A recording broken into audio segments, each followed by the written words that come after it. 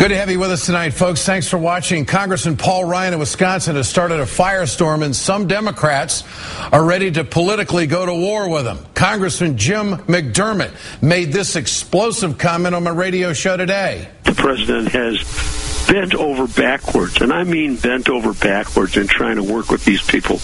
And they simply are not going to help him solve the problems of this country. And I think the time has come to call him out and go to war with him. I mean, I don't like that. I don't want to do that. That's not my style politically. But there is just no question that they have taken advantage of the president's real attempt to be conciliatory and work together and all of that. All they've done is taken advantage of him. McDermott told me hundreds of other members are more than frustrated about the way Republicans are sabotaging this president. McDermott thinks the president should just quit trying to work with these jokers, the Republicans, and just go into full campaign mode. Let's roll. And I just think he ought to stop it and say, come on, it's over. Game's over. We're going somewhere else. And really start down the road for the next election. I really like that. McDermott is clearly sick of Republicans pushing garbage like this. Instead of appealing to the hope and optimism that were the hallmarks to his first campaign, he has launched his second campaign by preying on the emotions of fear, envy, and resentment. This has the potential to be just as damaging as his misguided policies. Sowing social unrest and class resentment makes America weaker, not stronger. Republicans, if I remember, and President Obama have referred to Congressman Paul Ryan as a serious economic policy thinker. The speech Ryan gave at the far right-wing Heritage Foundation was anything but serious. Ryan's speech was nothing more than a cheap political hit job on the president, who has extended olive branch after olive branch to the opposing party. President Obama isn't playing patsy anymore. Last night, the president warned Democrats what a Republican future looks like. The one thing that we absolutely know for sure is that if we don't work even harder than we did in 2008, then we're going to have a government that tells the American people you are on your own. If you get sick, you're on your own. If you can't afford college, you're on your own. If you don't like that some corporation is polluting your air or the air that your child breathes, then you're on your own. The president is spot on. Paul Ryan wanted to turn Medicare into a voucher system. Republicans want to privatize Social Security, public schools, fire departments, and every other institution Americans fought and died to preserve. President Obama wants the top 0.02% to pay more to help create or save 400,000 jobs. Ryan claims it won't work. This notion that we should tax and redistribute toward prosperity has been tried so many times in so many different countries, and it just doesn't work.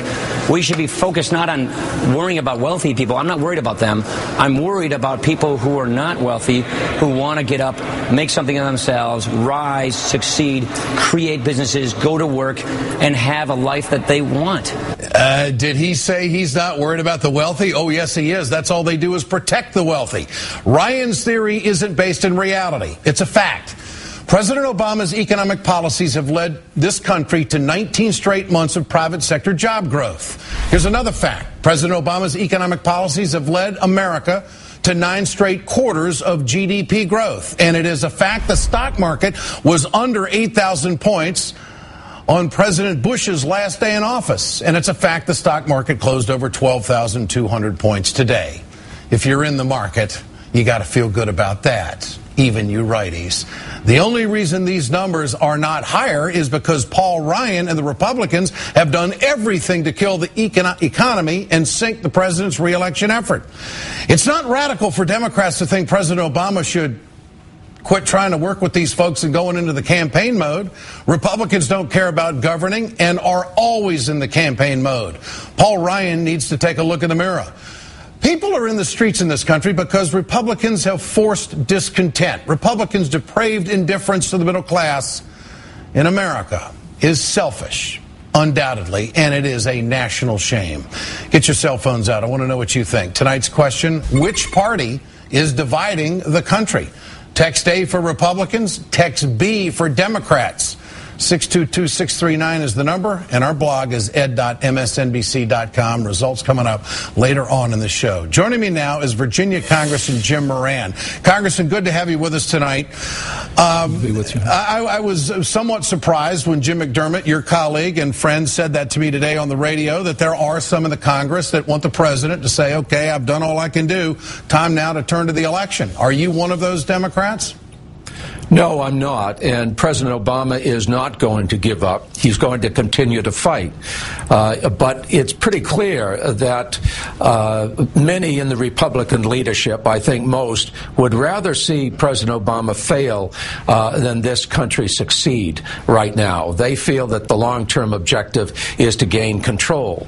And when you're talking about Paul Ryan, you know, he will tell you he's an acolyte at the altar of Ayn Rand. She was a cult figure in the 1960s who preached the virtue of selfishness, basically a winner-take-all economy. And, of course, that's what we have today, when the 400 richest families in America have as much wealth as the poorest 150 million Americans. 400 versus 150 million. Yeah. But they would tell you that's the way it ought to be. That's the natural course of things.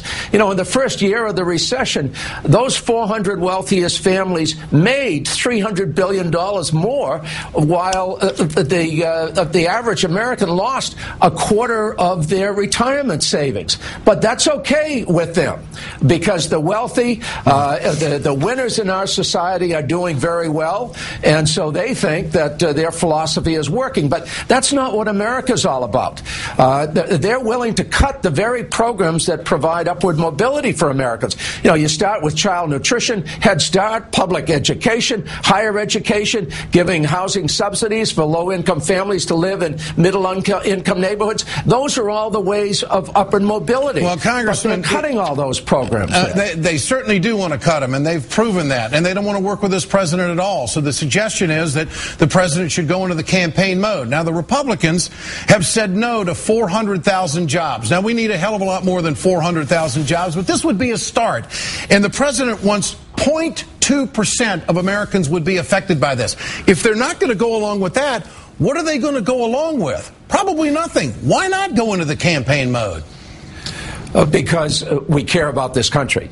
We're not in it to win campaigns. We're in it to make a positive difference in the lives of Americans. That's why Barack Obama is president. I'm convinced of that. That's why the majority, at least of my Democratic colleagues, continue to fight every day. So can the president accomplish anything with John Boehner when he has the gavel in his hands? You know, Ed, this is still a democracy. If your viewers and other viewers will say, look, we're not going to vote for you if you don't do the right thing. We're talking about 400,000 jobs, but 280,000 of those jobs are teachers.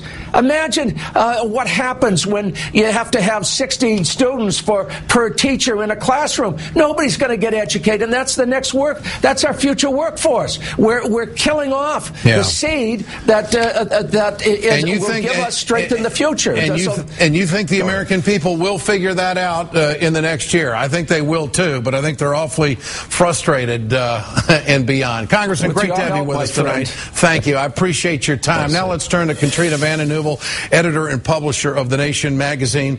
What do you think about this issue? Jim Moran telling me, or Jim McDermott telling me earlier today that there are members of the Congress that think, you know, just turn to the campaign. Let's just go. You're not going to get anything out of these Republicans. Well, I think the president needs to turn to the economy, to jobs, to standing with the majority of Americans in this country, Ed, who want investment in job creation, who want to see higher taxes on the wealthy, who want to see an end to the acceleration of inequality and an end to the downward mobility. I mean, Paul Ryan has exposed himself as a first-rate demagogue and a class warrior for the wealthy. But he certainly has lousy timing. He comes out the day of the Congressional Budget Office, a nonpartisan office, which reveals the acceleration of inequality over the past quarter century. And what does he call for? A redistribution upwards to the wealthiest, a regressive, twisted tax code that would help the very wealthiest, and talking about sowing envy and resentment. I mean, what's sowing envy and resentment in this country are the harsh economic realities. Yeah. I want you to respond to what Congressman Ryan said on CNBC this morning. Here it is. The year before the election is when you get all the legislating done. You get the policies passed. They started the election a long time ago. And so what I would say, sowing social unrest and class resentment, that just makes America weaker, not stronger. Pitting people against each other, preying on emotions of fear and envy, that is not what we do in America. It's antithetical to the American idea of upward mobility. Has the president said anything to feed social unrest in this country? He has not. What he has tried to do, and Democrats have tried to do, have taken modest steps in these last weeks and months to slow the troubling trends of inequality. Paul Ryan is a very insidious person. But one thing I think people need to know is he is the darling of the elite, the establishment in Washington, D.C. My colleague Ari Berman wrote a cover story for The Nation last week called How the Austerity Class Rules Washington. And we are seeing an austerity class of pundits and politicians and think tanks who have manufactured a crisis in this country of debt and deficits when the real crisis is the jobs crisis. And they treat this guy, Congressman, as a serious man. They have defined courage downwards by saying this man is courageous. To what? To gut Social Security, Medicare, and programs that have brought security and dignity to millions of Americans. He's on the wrong side of history. December 23rd is a big date with this super committee. Agreement's got to be made. Absolutely. The Democrats have put $1.3 trillion worth of cuts on the table in the next decade. They want a little bit more revenue from the wealthiest. The Republicans say no. Where's this all going to end up? And how aggressive should the Democrats push for cuts? You know, Ed, I hate to say it, but I hope this super committee ends in failure, because I think the real failure is if it comes out with real cuts and programs people need in this country that will hurt people. I mean, I think we lose sight of the fact that when someone like Paul Ryan talks about fiscal responsibility, it means balancing the budgets on the backs of working people in the middle class. Now, the Democrats have to step up their game. The Congressional Progressive Caucus, with their people's budget, is the only common sense budget in my view. And the president, you know, I think he should look at the wind behind his back. You know, who's he going to stand with? He has so much support. The mood in this country, it's going to be tough, but it's shifting. I want to ask you about that, because this story right here, with the way he's coming out, claiming that the president is sowing the seeds of social unrest, all the obstruction that they've been through, and I know you follow this. What's this going to do to the vote in Ohio? What's this going to do to the recall of Walker in Wisconsin? I mean, I think it's a domino effect. Your thoughts? I mean, I hope it is. I mean, one thing that is clear is the force of money unleashed by the Citizens United decision, which allowed corporate money to flow, and we've seen it in Ohio. But there is a sense in this country, finally, of fairness, of taking back a government that stands for people and isn't rigged against their interests. So I think there could be a domino effect, and it's not just Occupy Wall Street. It's the supercharging of what is going on in this country, the sense, finally, of accountability and holding Wall Street accountable and holding financial institutions and multinational corporations accountable and letting people finally have a fair shake. We haven't heard a congressman talk about a president the way Paul Ryan has talked about President Obama, in such an accusatory manner about the way he is operating in the White House and trying to accomplish something, and then to accuse the president of sowing social unrest. But we've heard Eric Cantor, we've heard Boehner, but I have to say, I think we all need to toughen up. I mean, politics is a tough game. Let's do it for people, not just for money and power. Okay. But Franklin Roosevelt faced some pretty tough adversaries. Let's fight for the people. That's mine.